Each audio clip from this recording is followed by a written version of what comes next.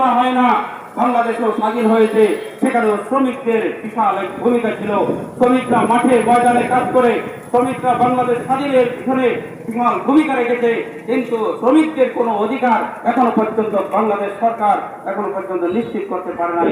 এজন্য আমি বাংলাদেশ সরকারকে উদাত্ত আহ্বান জানাবো, আসেন আমরা শ্রমিকের ন্যায্য অধিকারকে আমরা প্রতিষ্ঠা করি। শ্রমিকের ন্যায্য অধিকার যতক্ষণ পর্যন্ত প্রতিষ্ঠিত হবে না, ততক্ষণ পর্যন্ত এদেশের মানুষ শান্তিতে বসবাস করতে পারবে না। ঠিক কিনা ভাই আমার? বাংলাদেশের প্রায় ৮০% মানুষ শ্রমজীবী। এই শ্রমজীবী মানুষকে রেখে আপনি কোনো আইন করবেন, শ্রমজীবী মানুষকে রেখে কোন ধরনের কোন নিয়ম কানুন করবেন, এটা বাংলাদেশের মানুষ সহ্য করবে না। ঠিক কিনা ভাই আমার? এজন্য ৮০% মানুষ তাদেরকে আপনি তাদের অধিকার বাস্তবায়ন করে তারপরে আপনাকে বাংলাদেশ সরকার আপনার সুন্দরভাবে দেশ পরিচালনা ঠিকঠাক করতে হবে। অতএব আমরা চাই বাংলাদেশকে সুন্দরভাবে আপনি পরিচালনা করুন, বাংলাদেশকে সুন্দর শান্তি শৃঙ্খলার সাথে বাংলাদেশকে পরিচালনা করুন। এতে আপনার শ্রমিকদেরকে অধিকার আদায় করতে হবে। শ্রমিকদেরকে বাইরে আপনি বাংলাদেশের সুন্দরভাবে বাংলাদেশের ভবিষ্যৎ আশা করা যায় না। এজন্য ইসলাম বলে যে শ্রমিকের ঘাম শুকানোর আগে শ্রমিকের ন্যায্য মূল্য আদায় করতে হবে। ইসলাম হলো একটা কমপ্লিট কোড অফ লাইফ, পরিপূর্ণ জীবন ব্যবস্থা। পরিপূর্ণ জীবন ব্যবস্থা ইসলামের মধ্যে সব কিছু আছে, শ্রমিকের নীতিমালা আছে, সমস্ত কিছু ইসলামের মধ্যে দেওয়া আছে।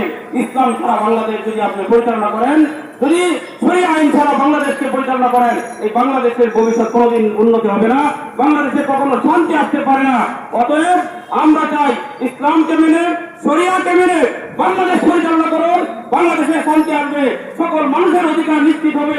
ইসলাম ছাড়া কখনো এই দেশে সমস্ত মানুষ তার অধিকারকে নিশ্চিত করতে পারবে না এবং কেউ নিশ্চয়তা দিতে পারবে না। অতএব আমরা চাই ইসলামী শরিয়াকে বাস্তবায়ন করে বাংলাদেশে সমস্ত মানুষের অধিকারকে নিশ্চিত করুন এবং শ্রমিকের ন্যায্য মূল্য আদায় করুন। এগুলি আমি আমার সংক্ষিপ্ত বক্তব্য শেষ করছি। আসসালামু আলাইকুম রহমতুল্লাহ। এবং শ্রমিক আন্দোলনকে ধন্যবাদ জানাই যে তারা আজকে মাঠে ময়দানে কাজ করছেন। ওদিকে হাওড় অঞ্চলে দেখা যায় মানুষ ডুবে ডুবে তাদের ধানকে তুলতেছে, সমস্ত মানুষ এখন ক্ষেতের মধ্যে ধান ক্ষেতের মধ্যে পড়ে আছে। এরপরেও আপনারা এখানে যে এসে আপনারা শ্রমিকের অধিকার বাস্তবায়নের জন্য আপনারা রাজপথে নেমেছেন, এই জন্য আপনাদেরকে ধন্যবাদ জানাই। ইসলামী আন্দোলন বাংলাদেশের পক্ষ থেকে আপনাদেরকে আন্তরিক মোবারকবাদ জানাই।